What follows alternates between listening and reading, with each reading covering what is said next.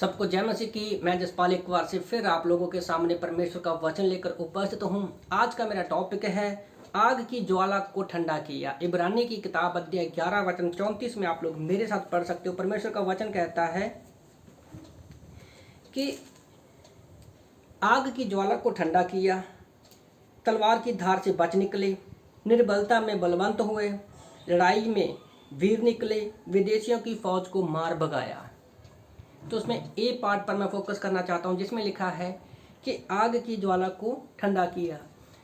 आग एक ऐसी चीज़ है जिसका काम सिर्फ जलाना है। आग ये नहीं देखती कौन अपना है कौन बेगाना है, क्योंकि आग तो आग है। वो किसी की मित्र नहीं है, किसी की दोस्त नहीं है। वो दुश्मन और दोस्त को नहीं देखती। पर आग उससे भी भयानक तब हो जाती है अगर वो मन में लगी हो। हमने देखा कि जनवरी महीने में कैसे ऑस्ट्रेलिया के जंगलों में आग लगी, घर बार जानवर पेड़ पौधे पक्षी सब कुछ जलने लगा, सबका नुकसान हुआ। और आग जब लगती है तो वो नुकसान ही करती है। आज हम दानियल की किताब अध्याय 3 से देखेंगे कि कैसे एक छोटी सी चिंगारी भड़की और कैसे उन आग जैसे जंगल में भीषण आग लगी थी, कैसे उसने रूप धारण किया और उसका कितना नुकसान होता है। आग की ज्वाला को ठंडा किया। परमेश्वर ही है जो हमारे आग की ज्वाला को ठंडा कर सकता है। कड़वाहट की आग की मैं बात कर रहा हूँ। तो दानियल की किताब अध्याय 3 में हम जानती हैं कि राजा नबूकदनेस्सर, राजा जो रहता हो वो सोने की मूर्ति बनाता है और वो लोगों के बीच में एक ऐलान करवाता है कि जो भी हर कोई व्यक्ति जो है इसके आगे क्या है, अपना सिर झुकाएगा। पर हम जानते हैं कि जो दानियल और उसके 3 दोस्त रहते हैं, उन्होंने ये ठान लिया था कि हम अपने परमेश्वर को छोड़ किसी के आगे भी अपना सर नहीं झुकाएंगे। तो जब इस बात का पता राजा के लोगों को लगता है, उसके उच्च अधिकारियों को लगता है, तो उनके मन में कड़वाहट की, बदले की आग भड़की। और वे शैतान की ओर से होती है, क्योंकि वो परमेश्वर के लोग थे और शैतान हमेशा परमेश्वर के लोगों से नफरत करता है। तो हम देखते हैं कि उत्पत्ति 3:8 में जो 3 दोस्त हैं, शद्रक मेशक और अबेदनगो, उनके विरोध में कई कसदी लोग क्या है दानियल 3:8 में इकट्ठे होके राजा के पास जाते हैं और चुगली के रूप में राजा को भड़काते हैं कि उन तीनों ने आपको क्या है, आपके मूर्ति के आगे झुकने से मना कर दिया है। तो याद रखो, पहले मन में हमारी कड़वाहट आती है, उसके बाद वो जलन और भी बढ़ जाती है और वो जलन बढ़ती बढ़ती हमारी जीभ पर आ जाती है और जीभ से वो चुगली उत्पन्न होती है। और जैसे उन लोगों ने क्या किया, चुगली की राजा के पास गए, राजा के हृदय को भड़काया उन लोगों ने। प्रभु का वचन कहता है याकूब की किताब अध्याय 3 वचन 8 में परमेश्वर का वचन कहता है कि जीव जो है वो एक आग है। जीव जो है वो एक आग है और वो सारी देह को कलंक लगाती है।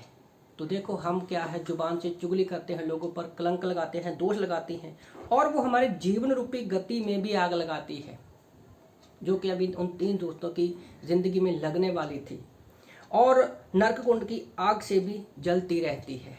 तो ये आग का नुकसान है। ओके, तो और याकूब 3:8 में परमेश्वर का वचन कहता है कि ये प्राणनाशक विष से भरी हुई है आग। तो उन्होंने क्या किया, राजा के पास जाकर चुगली की और राजा ने भी गुस्से में आकर, अब देखो कैसे एक जगह पे चिंगारी लगी और दूसरी जगह पर भड़क रही है। राजा ने भी क्या किया, उस भट्टी में लोगों को कहा, अपने सैनिकों को कहा कि 7 गुना और बढ़ा दो। तो उन्होंने 7 गुना और बढ़ा दी और इसकी नुकसान और भी बढ़ा जब जिन लोगों ने उन 3 दोस्तों को आग की भट्टी में फेंका, वो लोग भी साथ में जल गए। पता नहीं वो कितने लोग होंगे। छोटी सी चिंगारी जो सिर्फ हमेशा भड़कती रहती है। आग बहुत नुकसानदायक है और वो बेकसूर लोग भी आग की भट्टी में क्या है, चढ़ गए। पर मैं 3 दोस्तों के बारे में सोच रहा था, परमेश्वर ने उनके मन की आग को क्या था, ठंडा किया हुआ था। तो शद्रक मेशक और अबेदनगो के मन को परमेश्वर ने पहले ही ठंडा किया हुआ था पवित्र। अब वो जानते थे कि परमेश्वर ही है जो हमें शांत कर सकता है।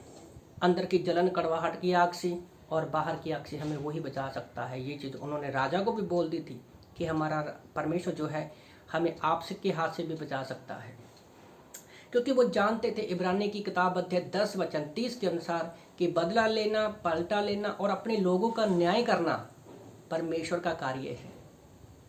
और उसके बाद हम देखते हैं कि जब राजा उन तीनों को देखता है आग की भट्टी में, तो उन्हें अचंभा किया कि वहाँ पर 3 नहीं 4 पुरुष थे। उसने कहा 4 पुरुष, चौथा पुरुष जो दिख रहा है वो परमेश्वर के जैसा दिख रहा है। हाँ, वो चौथा पुरुष कौन है? वो यीशु मसीह है, जो हमें हर एक आग से बचा सकता है। आग से बचाने वाला परमेश्वर है। हमें सबसे पहले तो परमेश्वर ने हमें मृत्यु की, नरक की आग से बचाया, क्योंकि पहली मृत्यु शरीर में होती है, दूसरी नरक की आग है, जिससे परमेश्वर सबसे पहले हमारे प्राणों को जलने से बचाया। जब हम यीशु मसीह पर विश्वास करते हैं, क्योंकि अपने क्रूस के लहू के द्वारा परमेश्वर ने हमें बचा लिया है।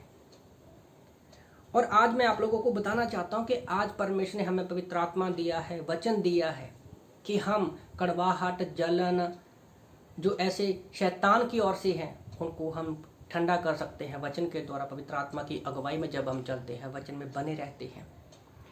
आज मैं आप लोगों को उत्साहित करना चाहता हूं कि परमेश्वर ने आज हमें भी उन 3 दोस्तों की तरह लोगों के बीच में रखा है।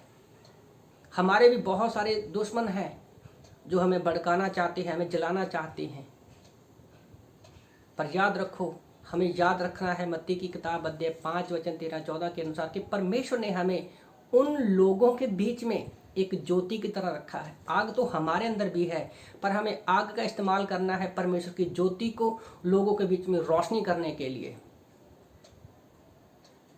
तो जैसे रखा है ताकि ज्योति हो और परमेश्वर की महिमा हो। जैसे उन तीनों को जब बाहर निकाला गया तो राजा ने ऐलान कर दिया कि आज के बाद इनके परमेश्वर की ही महिमा होगी। तो उसी तरह से आज परमेश्वर हमारे जीवनों से भी क्या है, चाहता है कि जहाँ भी हम रहते हैं हमारे जीवनों से परमेश्वर की महिमा हो, क्योंकि परमेश्वर ही है जो हमें हर एक आग से बचाता है, हमें ठंडा करता है। पर अपने अंदर की आग, जो पवित्र आत्मा की आग है, वचन की आग है, वचन की भूख की आग है, उसको हमें बढ़ाना है। तो इन वचनों से प्रभु आप सबको आशीष दे। आमीन।